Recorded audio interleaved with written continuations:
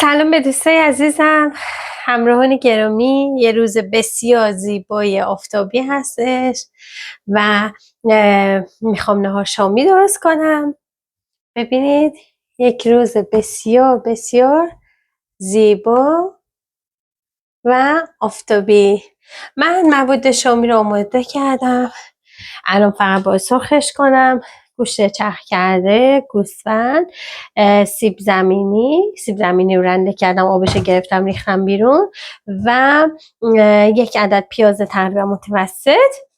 اینها رو با 2 عدد تخم مرغ الان تا بمم گذاشتم بهتون نشون بدم. داغ شده. میخوام شامی رو بریزم داخل روغن. برنجم هم اینجا آبکش کردم، گذاشتم که دم بیاد. دهان دم اومدن هستش. با من همراه باشین شامی خوشمزه رو سرو کنم. خب من یه سریع توضیح در مورد مواد شامی بدم.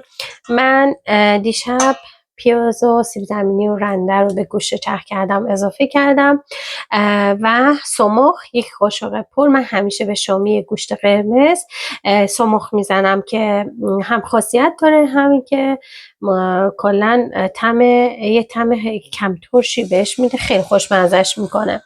و از سبزی معطر خلوش استفاده کردم، خلوش خشک و چچاق خشک که طعم بسیار خوبی میده به شامی. ما گیلانی ها همیشه سبزیمون رو، همیشه شامیمون رو یه سبزی معطر میزنیم. حالا دیگه من چون هنوز چچاقام خوب برگ نزدن، از خلوش و چچاق خشک استفاده کردم. الان شامی ها رو میذارم که سرخ بشه. یه مقدار سیب زمینی و گوجه سرخ میکنم.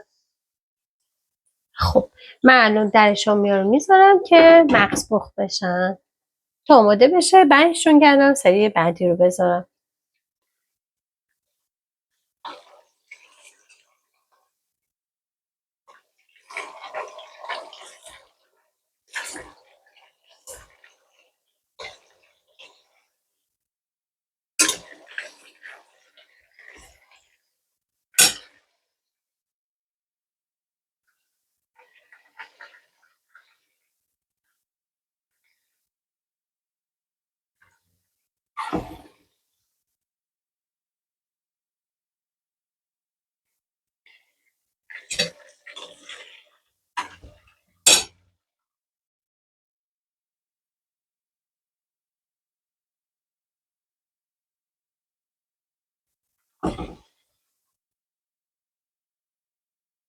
خب دوستای عزیزم، من شامیایی که شده رو برمیدارم به این صورت